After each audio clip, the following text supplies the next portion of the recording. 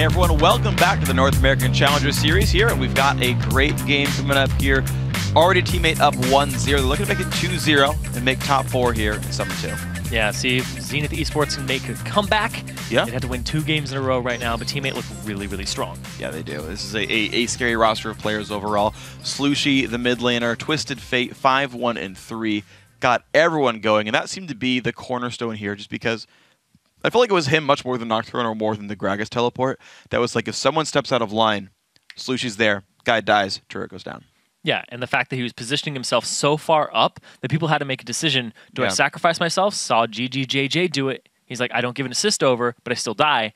And then other ganks, he's like, I'm overextending all the way here, flashes to the other side of him, still gets the gold card off, and then they kill him under turret. Right, and so this was kind of the difficulty then, was this sort of full court press by teammate, the 1-3-1 push, TF showing up to assist any one of them if that ever happens, and it was a really well-played game. A practice strategy, we talked about them, just trying to just run their comps, don't outsmart themselves, don't outpick yourself. That can happen sometimes. I've been in those mind games and lost them horribly. They do it all the time, too, on teammate. Yeah, so Cali Trolls, don't screw it up. You guys are almost there for what it's worth.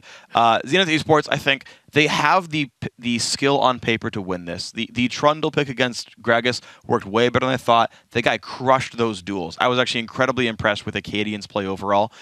I feel like I want to see his Tryndamere come out, though. He knows better than I do if his matchups are any good, but like, you got a guy who was doing really well last time. About a third of like your total rank games are on Trynd. I want to see if you can pull that out and do something cool with it. Gragas being banned away here. So Evelynn, Kassadin, Lee Sin were the 3 bans from teammate previously. Gragas, Yasuo taken away, as well as Ziggs. Twisted Fate is still up again for Slooshy, but that might mean that because Gragas has been taken away, the Lulu ban has also been neglected. Yeah, I want to see. I mean, they could still put in the same Lee Sin ban that teammate put in the last time. There's also the consideration of both these players play Twisted Fate, which is a contested pick. So the exact same 3 bans with teammate, by the way. Just adaptations now for Zenith instead. Yep. Lulu was the high priority. They could still go over the TF Nocturne, but at least they could steal away and hurt Meeple's champion pool. Plus, Lucian's up for Maple. Yeah. Here's the thing, though, is teammate... There's no reason to pick Vlad. No, he's not going to pick Vlad. Teammate will always pick, if they are on blue side, their first pick will be Cali Trolls either locking in a high priority champion for himself for a team comp or something that was just left up that's really powerful. This is crazy. If you swap them over to red side, they're going to last pick their top every time. Well, it's going to be then maybe the blind pick top lane for Acadian, which could be a rough spot for him. I feel like they at least go ahead and be locked in. They are considering the ability to adapt mid-champ select and play a different style like that Nocturne TF. And so they're like, okay, do we leave the adaptation thing open? Like maybe just pick Braum right now? Or do we say deny the champion pool? It is deny the champion pool. There's the Braum that goes through. Mimo expecting that one already says, we're going to counterpick one of these solo lanes. That's immediately the case here. Lulu, a flex pick that teammate must deal with. Yeah, I think teammate is just going to go ahead and pick their mid laner here. I mean, that's the typical thing that they do, and I would say that they would most likely go with Orianna. Orianna. I'm going to go with Ori on this one. Just safe mid laner hit. There's the lock. Oh. Thresh up against Braum. That is the case there. Well done, sir. Fired. Well done. Make them all happen. Watch a lot of teammate games. You learn the players' histories after a while. Ooh, yes. Rengar top lane for Acadian. So this is fun. Not going for the Tryndamere. 1 tier shed, but his second most played is Rengar. That one's fun as well. Blind picks it, though, so you better hope his matchup's good. Yeah. That's fun. I like that. That would be ridiculous. That's a good shout-out. I don't think he's going to do it. That'd be ridiculous. That would be a little ridiculous. It's not like he even plays much of it. At least I got to see it. The icon during champs. Like, that's all. I'm sated now. I'm okay. So, like, it's really hard, at least for me, to guess what California Trolls is going to pick, and I think it's hard for everybody else. I think it's hard for his team to guess what he's going to pick. Exactly. I think he might go with the Vladimir here. Have some synergy alongside the Orianna. He can play it safe early. They can try to lane swap the Rengar, but he's going to go with the Mundo, which is his fallback safe pick, which he was playing in other Challenger games. I kind of wanted the Vladimir, though, just because. Yeah, it'd be fun to watch. I always like when the new picks come out, but it's not going to be the case. Team 8 running a pretty well-rounded composition now. A lot of picks you expect to see in the LCS and everywhere else. Lucian, Thresh, a great duo lane, one that could pretty easily win their matchup. Orianna, another just hold standby. Yeah, and Zenith Esports has a lot of get in people's faces here. Acadian's going to be in the top lane. Now he's going to have the roaming pressure, but at the same time, Teammate, they really like to lock down on enemy top laners very quickly, whether it's with ganks or 2v1ing them. And that's going to be the difficulty then of, hey, can you get in and onto people? What I do like about Zenith is their massive ability to play make right now. Right now they're hovering on double teleport here on both Rengar and Lulu. Expect that to go through. They've got Rengar stealth with the ultimate. They've got the Twitch stealth as well. Lulu can haste people up and get them into fights. There's a lot of scary things available to that lineup. Like just like how Teammate crushed game 1 with the incredible map pressure, that same power is here for Zenith. Yeah, I actually like Zenith's team composition a little more, just based on their raw power. Of course, Teammate, they're going to have to play a little bit of a later game here, unless Maple Street crushes the bottom lane. And that's the thing, though, is I feel like at this point, you've got a similar situation to last time where you have a very obvious we want the 2v1 situation. Morgkate was going to crush that 2-on-2. You saw Teammate lane swap it multiple times to hide from that matchup, and they did so successfully, as well as outplaying the 1v2. They gave up dragon pressure, but then they swapped it back when Zenith was like, no, we want our 2-on-2 top. And then they got the first dragon for Teammate. It was a very, very tricky situation to manipulate the map around, and you ended up losing your Caitlyn. You ended up getting a buff very early onto Cali Trolls and denying it from Mimo.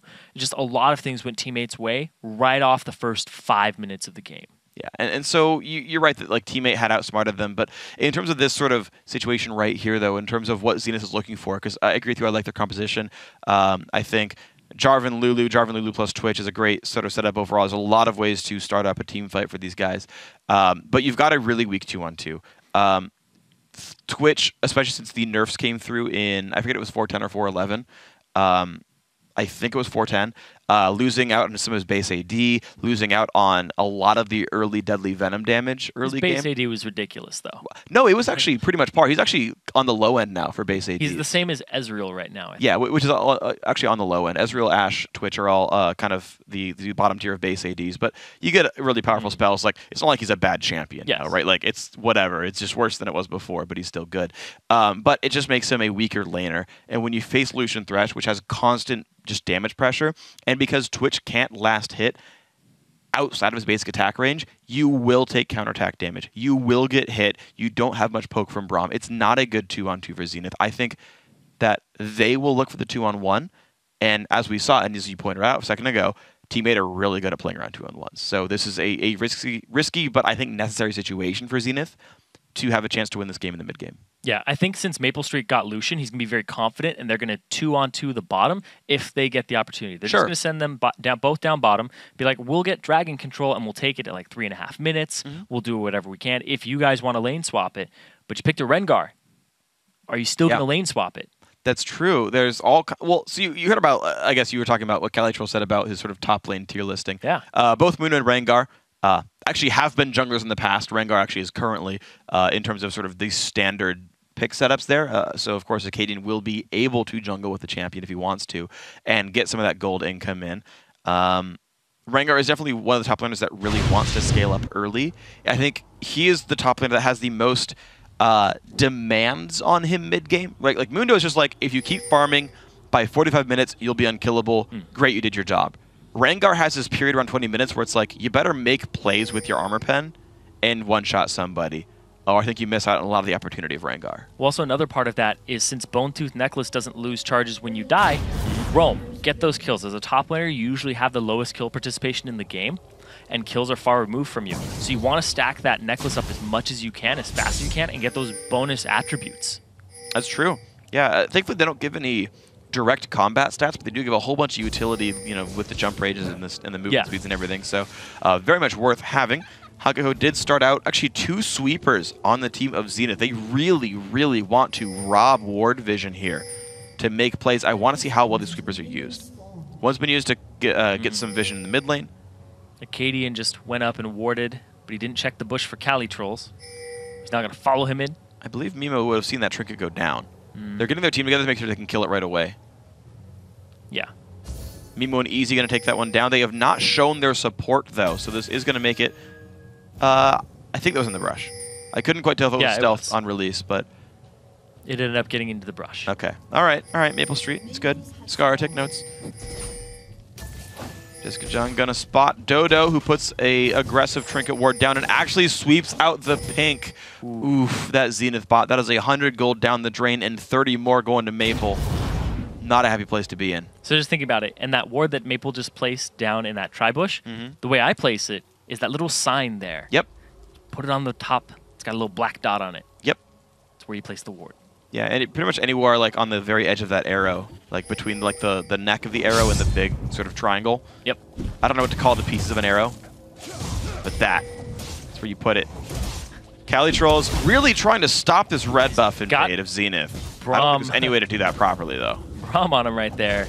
GGJJ ends up getting the red. Yeah, this is really well done. Zenith actually get their own 2-buff start. Corvus got his own blue, and I don't know if they have the resources to push in to steal away the Zenith blue. So greatly done by this blue team here. They've gotten a 3-buff start. GGJJ. Look at, oh, this is so sexy. He's gonna go gank. He doesn't have Q though. Oh, he doesn't have it. Now he does. So he gets level 2. He does learn ambush. Are they lane swapping to mid? This is all kinds of weird. They're sending the Twitch to solo the mid lane to keep him safe. They're going to use Lulu as a 1v2 hold. Let Rengar get the solo farm that he needs. I mean, think back to how teams use Lulu top. And people talk about this in the LCS. They look, Lulu, even if you don't get much gold or XP, she still has that base utility. She's still useful. They get to keep Twitch safe, get to give Rengar a one-on-one lane, and still get most of the bang for the buck out of Lulu. That is freaking nice from Zenith. Yeah, and also at the same time, he has the Crystalline Flask, so he has an immense amount of sustain in the bottom lane to continue trying to CS. Really good play here in theory crafting, but will it pay off? Well, Slushy's taking some damage there. Only 2 pots on him. Team 8 really not able to go for that 3-minute dragon because, guess what? It's a 4-on-4 on the bottom side of the map. There's actually no play available, so beautiful stuff there. Porpoise Pop's Cocoon goes in. Times well to me, but no big deal. Level 1 support roaming around. He's trying to make plays as best he can, but at a certain point, you really need levels on Braum. GGJJ fighting out best he can. He's still down a level, though. He came to lane late. Haku also brought full consumables at the start of the game and no gold generation item or even a ruby crystal. Yes, this plan was all, like... It was all wards. Put together from the level 1.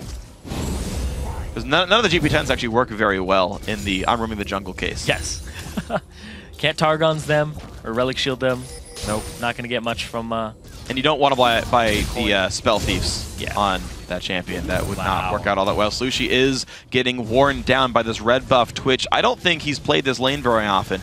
Despite being a former AD carry player, Ori vs Twitch, not a normal lane matchup in solo queue. Well, also a red buff at level 1. Yeah, also a little bit difficult to deal with too. And now they're just using this as a crowbar to get an advantage in that mid lane. They pull Dodo and Wild Meat and Porpoise Pops to the mid lane. Well, they hooked the level 1 Braum. They put, wow, actually a lot of damage on Ignitus there as well. He's forced to flash away. Wow. He couldn't retaliate underneath the turret. Nope. Got a slow. Has the exhaust still. But he's still level 1. Sitting around. Eating some biscuits. Does not land the Q on Porpoise Pops.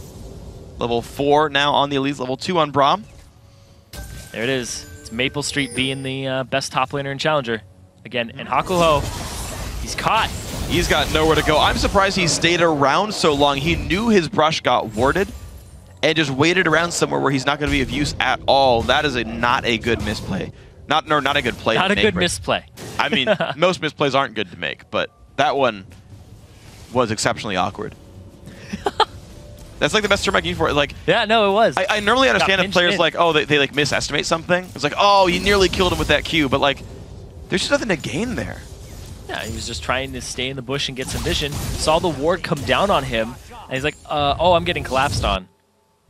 And nobody to stand behind me with. Stand in front of, I guess. Yes, I guess. I was trying to figure out how to word that because it's called stand behind me. Yeah. He's like, you can't stand behind me away to somebody. There we go. Stand in front of you. 1v1 though, looks like easy is not like this matchup. So in both cases, the AD carriers are actually winning their fights versus the mid laners. But the problem is Team 8 looks a lot like last game. They found a way to get the first blood off the weird lane swaps anyway. Yeah. And they're up 1,000 gold early game. Maple Street 1v1s him and forces him back and says, GG. Easy. Wow. Wow. Cannon Minion picked up by Dodo's Thresh. Proper play there. Cali Trolls very low on health top lane, though. Easy gets back to the mid lane. That's the reason for the double TP. They're looking. That's what the double TP was also for part of it, was finding all these ways to get to the lanes you wanted to go to. And it's a Ryan Choi-inspired build here for Acadian. 3 Doran's Blades. He's ready to try and rock and get into that mid game with the level 6s. I guess that was his Ryan choice to buy 3 Dorans. Why not? Acadian is holding Cali Trolls back. This Mundo rushed. Ninja Tabby try to survive, but no health and no other stats to speak of. Acadian now level 6. So much risk there. Root's gonna land. Decent damage comes through there. Maxing Q so far, that's rank 3. He's got the level 6. There's a lot of pressure mid lane because of GGJJ onto Slushy. This is the point where the next gank really, really matters. Red buff is going to be invaded here by Wild Mimo. All right, well, does he have the numbers advantage? He doesn't, and he warded it too to keep himself safe. Yeah, so he's safe to do this. Rengar's keeping pressure on Mundo. It's easy to EQ out at this point there. Once again, red buff, they're giving this to... Watch if Dodo steals this. Okay, he doesn't. There's the red buff, and Dodo's actually locked up. There's a knock-up as well from Lulu. Powerhouse comes to defend. It's a 3-on-3. And Hakuho just does not have experience, but do they have the damage regardless? Heal used by Maple Street. It's actually the colon getting blocked out, but Twitch is so low on HP. The distance comes in. Q comes out for the slow. He has flash. Only tags easy, and GGJJ stealth away on Twitch. So red buff secured. Everyone walks away. And stolen at the same time by Wild Mimo. And in this top lane, though, Acadian, he's actually winning it by a good margin now. He has about 14 CS up. There's a lot in this wave, but he has TP still. They could have dived him. They know Cali Trolls' ulti is down, and they saw the entire team on the bottom side. TPing the Dragon. This is a risk by Acadian, but they know Mundo can't join. Goes in, destroys Porpoise Bumps, and now Maple Street's got to be real careful. Shockwave pulls him back, though. He heals up and stays alive. Dragon goes to Zenith, but they lose the jungler in the process. Easy has flash. Last couple times, gets away. But that is a 1-for-1, but a Dragon also going to Zenith. Yeah, Acadian, really good play there, using the ultimate after coming through on the teleport, kills the jungler, which allows them to secure it for themselves. Good play there, good coordination, instead of focusing that top lane of Cali Trolls. Cali gets a little bit of a wiggle room, but now, like I said, Rengar, he wants to be involved, he wants to get kills, he wants to stack up the Bone Tooth Necklace, and now he has a pickaxe coming back to that lane. All right, so that's going to be, I believe it's Tiamat first, the standard build here. There's a lot of ways to go for it. I would expect if you're doing Armor Pen build, it would be Brutalizer first, not Last Whisper first. So I believe the root is Tiamat, but I'm not the biggest Rengar player. That'll be a fun one, though. He's going to have a lot of attack damage burst. It'll be a fun thing to be. I am impressed overall by Zenith's wide decision-making, right? Like, there's this play top lane that was like a guaranteed advantage. You'd trade Dragon for it, but you would like get a kill and then like a trade on globals. But here they were like, actually, we realize the intent for Dragon. All you guys are down there. They regrouped for that very much in time and honestly got a bigger gold lead than they would have by making the easier top lane play. So really smart choice. Zenith within 100 gold here of Teammate, and they look smart. Yeah, they look really smart right now. Across the board, though, Teammate is winning in CS except for that top lane. And I guess the jungle, but I don't really count that. Sure. It's more of the pressure that you cause. Yeah, in fact, they have the same items, so. Yeah. The Quill Coat for J4, too, going for the tanky route. Just the warding and having that type of pressure on the map is very important. Getting that from an item is just really good. People were starting to prioritize Sightstone even before Quill Coat was a thing.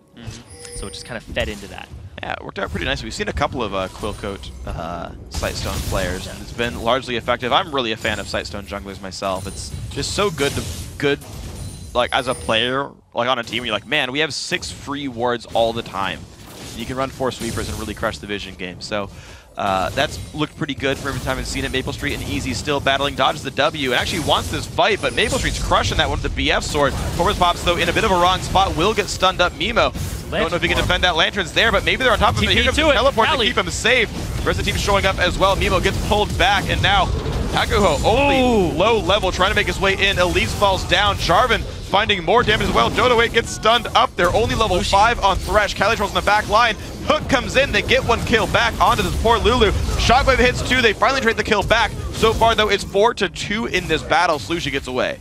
Wow, Teammate just not picking the right fights here, ending up on the losing side of him. But Slushy, Well, GGJJ wants this fight. He's got Katie's teammates, here. and there is a Acadian. Shutdown goes through. An ace for Zenith right there. Delayed, but these guys are fighting so well. And a big thing here is when we think about teammates' losses to teams other than LMQ, it's usually because they fight a different strategy that they haven't encountered before. I talked about it at the start of the game. Necrophantation brought out a different strat. Zenith, losing the first game, completely different strategy. They're taking every red that they possibly can. They swapped the lanes, and now they force you to play reactively instead of some pre-practice strat that you have. Now you're playing on their terms. And right now, the terms are good for Zenith. I am very impressed with these guys so far. They did look good in game one, just slightly overmatched this time around. They have really kept the pressure on. And as you said, they're forced to play their game, and that's really what's happening here. It's been beautiful so far. Calitro's Corpus Pops trying to put a wrench in the plans now. No summoners up for Acadian. No wards either. Calitros is playing too aggressively to show that there's no jungler. So just the easy escape there for Acadian. No gank available for Porpoise. Acadian's looking for the roam from the top lane, has the early mobility boots, and he has a decent amount of stacks now on his Bone Tooth necklace and a lot of damage. He's able to survive the laning phase. Ooh, he's at 5 right now. So he's got that extra little bit. Dips in. Calitros right now showing no fear. GGJJ is around. His team is collapsing, and this could be a gank attempt. Maple's going to get a Lantern. The Q comes out for a Braum. Glitterlance actually misses there, and Hakuho gets put into the turret at level 5 right there. Dodo puts the box in to keep his team safe. They will get away safely. Emo forced to kill away part of a pink ward, but can't go all the way for this one. Slushy's map reactions are actually a little delayed this game, going from Twisted Fate and being on top of everything and making it look like Easy wasn't in the right spot. Slushy's showing up late to these fights and then overstaying. Yeah, he comes down, kills some caster minions, goes, never mind, back to mid I go. So you're right, the map movements are just better right now for Zenith. It's a 300 gold lead, obviously not insurmountable, but such a better game compared to the first one here. Yeah, and Acadian, he's down bottom too. If they had started a fight, Calitroll doesn't have his TP. And look, they're going to go and try to force this root onto him. Roots up, Slushy, Shockwave onto 2, but he's stuck inside the Cataclysm without a flash. Kill picked up by Acadian. Twitch pops ulti, doesn't necessarily need to, but it will allow for turret pressure. And the first turret of the game, 14 minutes in, gonna go for Zenith. They don't stay because the team's recovering here to defend, but it's more gold going the way. Easy ended up TPing top so that he could defend this and stop Calitroll from getting his own turret. Very good map play here. It's completely different than what was happening last game. Acadian, Moby Boots, roaming around trying to get to Cali. No ward there. Gets spotted. Big damage comes through. Has the root in place as well. Do they have the damage they need to kill him, though? Flash for Easy, but it's not enough damage. Why flash for that? Calitroll gets out pretty safe. Hoping for a little bit of extra AP from the gods. Nope. Didn't get it. They didn't have Ignite. No reason to. But Easy is... I actually like the Easy's in this matchup right now, though, because it allows him some time to finally power up. He's very under-leveled right now, and I think 11's a pretty important level for Lulu. Too. Yeah, and giving him some time to run around as Acadian has a little more room to make plays. Out of turrets being down really helped Rengar and Twitch a lot. Hakuho was down in levels for so long, but because the fact that he was Braum, he was still very durable naturally. Oh, he's going for this. What? Kind of. I mean, he's dealing some damage. Yeah. Acadian's got a lot of sustain right now with the triple Doran, so... That's true. Tries to punish. No TP, no flash here for Mundo. He's got to walk his way back to lane, which could very easily mean the turret kill for Acadian. Well, Dragon's also up right now, so depending on what happens here, Zenith, they actually have better choices. Yeah, they do. TP available, Dragon play available. If they don't even use TP, Acadian can go toe-to-toe right now with Mundo, who has no ultimate. But he's about to have it back up. He's going to go for this play, gets the root in place, and Calitroll just is not respecting the damage output. Acadian claims the kill safely. There's almost no way you could test Dragon right now. It's actually just Maple Street shoving the bot lane to try to create pressure instead. Wards, these are very good wards coming down right here from Mimo. They're going to make sure that no one's really around to contest Dragon. Look at that. 1k gold advantage for Ruin King right now. GGJJ onto Maple. He goes in. He's got so much life steal from minions, though. Maple can't win that fight. GGJJ pushing him away with the culling and gets out. That was not a fight Maple could have won. Has to burn flash and heal and walk away. Does get the turret, but that's still something that I would say is good for Twitch. And now the Dragon also going to go for Zenith. GGJJ still had flash and heal available for himself. Maple sliding in, didn't even finish the turret before he started his little escapade in the damage. I would have flashed for that if I was Twitch. I might have died for it. Oh, you could have healed yourself too for the movement speed. Yep. Only 1 second now, but hey, still useful. Could have caught him, but at the same time, didn't want to use those 2 summoner spells. Yeah. That's fine. It's Saved for a respectable. rainy day. 2 summoners are probably not worth an unassisted kill, to be honest. I'd burn a flash, but I feel like 2 summoners is oftentimes a lot, unless that summoner's like Ignite, you know, where it's like it's just there to get kills in the first place. I don't know. It's up to everyone's own decision making here, but right now Zenith have been making better decisions. 1,500 gold lead. They actually didn't take Dragon, interestingly enough. Yeah, and speaking of decision making, Acadian has the Tiamat, but then he goes for another pickaxe. Okay, well it's late enough that it's a Last Whisper here. Yeah, he's not going to go for the full Ravenous Hydra just yet. Don't need it really. Got enough lifesteal. Yeah. And look at that. He just walks here with the Moby Boots because of that just increased movement speed that's going to help him move around the map a lot faster. Akaho gets in front of him. He's going to walk out on this one. Top lane turret low, though. So this is interesting now. You've got this small lull right here where Dragon's up, so you know it's kind of intense right now. Both teams, no important objectives are up in the map. But all the teleports are available. Teammate a little bit afraid without summoners, but... Teammate just saw Jarvan top, so they could go for this Dragon if they can do it quick enough. And as soon as Acadian shows himself top, it might tell them to go. Well, Mundo's still creating pressure top lane, which is a good thing for them. No flash, but honestly, he's durable enough. He's got the Sunfire cape. He's doing a good job pushing down here. Acadian, until he gets Last Whisper, actually, I think is going to have kind of a hard time killing Mundo, especially through his ultimate, but that will flip in another 1,000 gold. There's a timing to watch out for here is when that item spike turns around.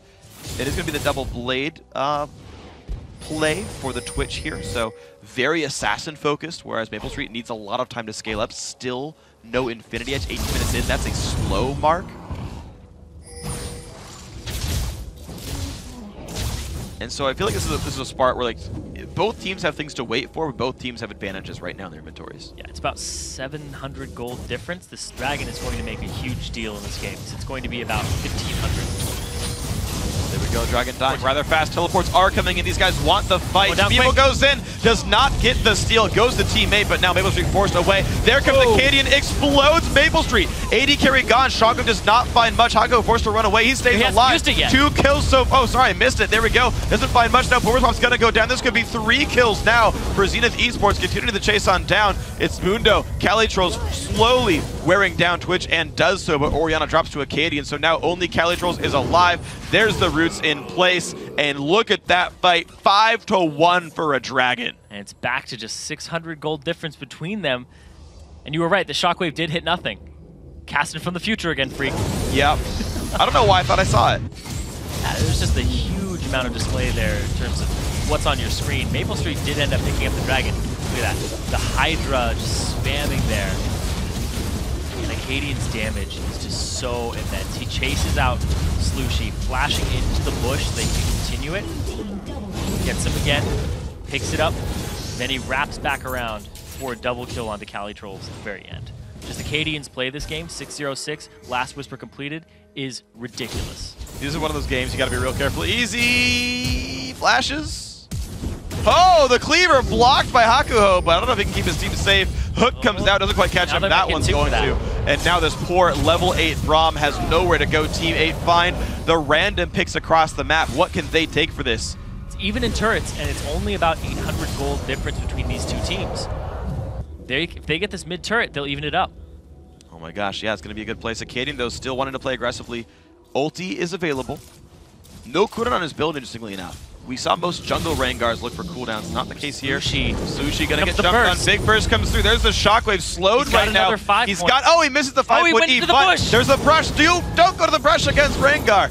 Down goes the kill. Picked up in the 1v1. Everybody's coming up top though now. Dodo's gonna give it back to Maple Street. Blue buff. He's very fast with the Moby Boots. You have to get it off of him. He's got to like try to one-shot Maple. He's gonna try. Almost gets it. Not quite though. The shield comes out just to save him. Summoner heal burned as well. But that's a kill. Kill's a kill. Yeah, and the blue buff ends up going over to Team 8 now. And now they have a gold lead by about 500 because they got the mid turret, and then they just traded 1-for-1 in the top with more assists on the back of that kill. I'm surprised how fearless Maple Street was. It's like, there is a 7-0 Rengar in this brush. I'm going to walk into that. Utter trust and disregard. Yeah, disregard for the scary lion man who's got a brutalizer now. That fight would now be won by Rengar if he had gotten to buy before then. Just saying. Yeah. That fool's going to one-shot the heck out of Maple Street. And you've got to play around that. This actually is a very real thing though for Teammate. They've done, I want to say, a very good job of finding things to pick off. Teammate, Game 1 and Game 2, have found the kills around the map fairly well. What Zenith has done, though, is force really good team fights. They are willing to 5-on-5. They've teleported into both Dragon attempts so far. And that's what's working for them. That's the first red that Teammates got in this game. Yeah, it is. That's just showing how much control Zenith has had over this game up until this point. But right now, it's all up to Acadian, for the most part, to do damage to the backline and blow somebody up. But I like these wards that Teammate are starting to get across it. If you look, they have these aggressive wards despite being on their back foot. A lot of pink wards, too, lining the entrances of their jungles. So they'll see Acadian coming into most areas. And Hakuho caught again. You cannot ward out that far by yourself. He walked kind of by a ward and then kept going forward. And unfortunately, the hook was there. So poor Hakuho, 0-4-6. Not necessarily his fault. I mean, okay, he's going a little bit too aggressively, but the guy is not been receiving much gold. He's actually going for a Mikhail, so a very low durability situation here for the Braum, and it's making life hard. The no gold generation item delaying that as well. Yep. Making it so look at that difference, 1,600 gold difference between the supports. Yeah, that is a lot. That is a very large amount of money that's going to kind of keep accruing, to be honest, and it means that Dodo is going to have more to do by the end of, like, he's going to have more to do. He's going to have more available to him, more plays that he can make by the end of this game by being a more powerful champion. It's a risk that Zenith ran to get some of these early game moves, and some of them worked out, but it's a complete lack of tank stats. Moby boots, going for Mikhails, like this is a pretty big risk for Haku. Acadian splitting top, and nobody's here to answer him just yet.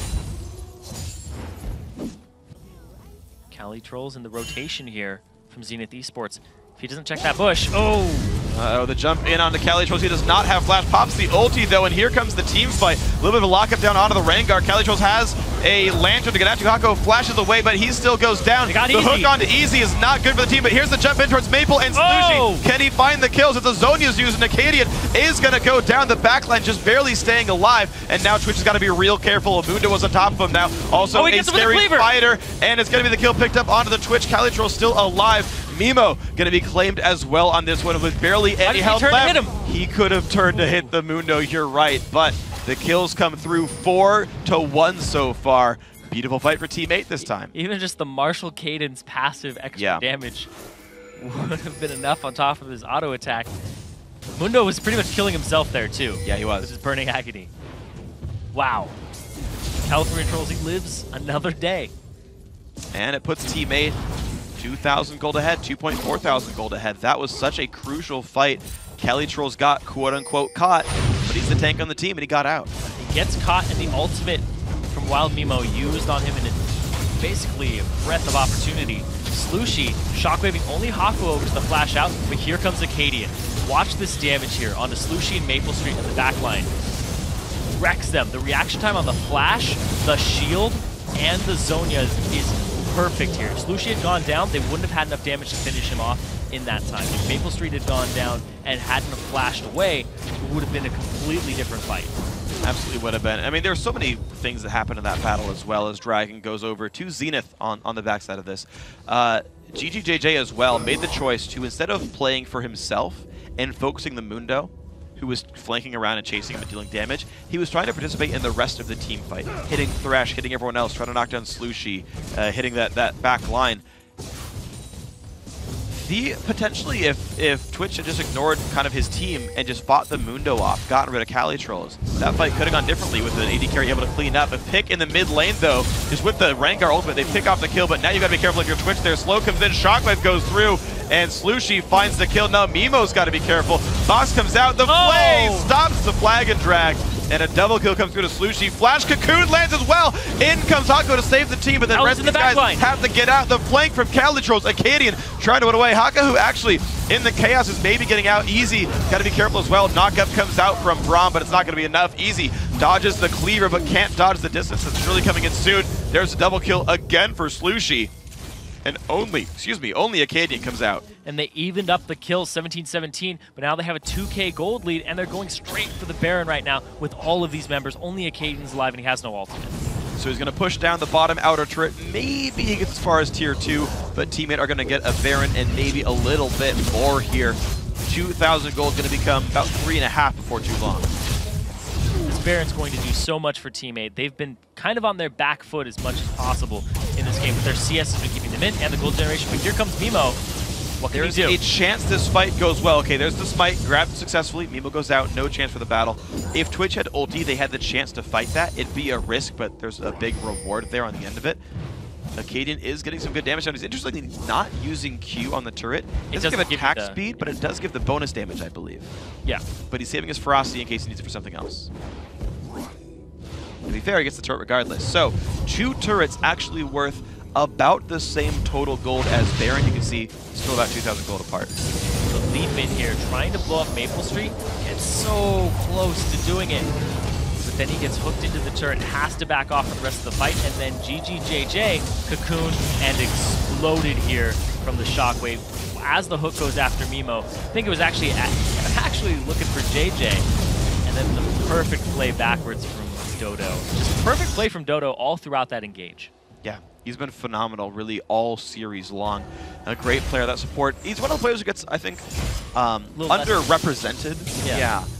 Because there's so many, to be honest, very good players on this team. You can talk about all the crazy champs that Kelly Trolls plays, all the cool things that Slush can do with TF, the 1v1s with Maple Street, but Dodo's also, of course, a very big part of this team, and he's doing great this game. Porpoise and him are both really responsible for the vision game that they play all throughout the map, as well as the roaming game, but those are the 2 least recognized players on the team, and they definitely deserve their dues, because it is a huge team effort, despite the fact that they are out CSing the lane opponents in all the solo lanes, and that is a testament to their skill, but the fact that they're able to come back into this game is really off the back of Dodo and Porpoise Pops. Yeah, they're playing a beautiful series right now. 3,500 gold lead. The giant Rengar has been able to pick up kills consistently, 8, 2, and 8, but the problem is the rest of the team has just not been able to quite convert on anything else. Teammate with the Baron buff now looking down the mid lane, growing into a 4,000 gold lead, looking for the inhibitor. A lot of hook potential here, as well as cocoon potential, which we've seen from Dodo and Porpoise Pops all game long. The flash cocoons have been on point, the hooks have been on point, and then hitting somebody they weren't on point for, but it turns out to be a better target. Hooking easy up in the top lane. Some of the cleavers from California Trolls have been good too, but Acadian, can he get to the back line? Can he get to the squishies? He has the U-moves. And he blew up Maple Street last time. Hook its minion, not his intended target this time around. Slows come out hitting Slushy and Cali Trolls, but no conversion just yet. This turret taking a little bit of damage. Cali Trolls could take the aggro, and yes, it's going to be Teammate pushing in for a bit of damage here. Ori's shield, and a couple hundred health off, and they'll wait for round 3. And Teammate looking to push the base in. Acadian's looking to flank. Looking for the side. At what point does the team want to go in? I feel like this is a pretty important battle, fairly do or die here for Zenith. I think they do lose the inhibitor before Baron buff times out, unless they make a play.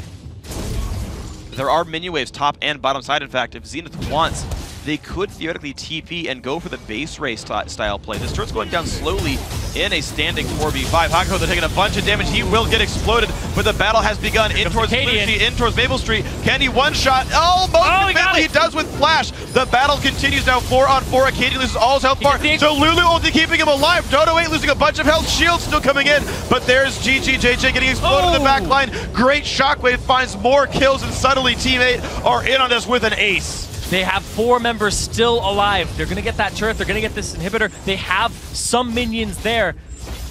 What is going to happen? Are they going to continue to push this base down? It might just be victory for them. It might just be game. Braum coming up in 5 seconds. He never even got to ult during that fight, nor flash away. That CC might have been just enough for the team to win the battle, but down goes Nexus turret number 1. There goes the ulti. It misses the entire team, and Teammate will back out, saying we're too low to go for this. Get the map in a good spot, defend the turrets, try again later. Yeah, there's 15 seconds on Dragon. What are they going to do? But right now, Hakuho hooked again all game long. He's just been finding them like a magnet. But Acadian, he's been finding Maple Street like a magnet too.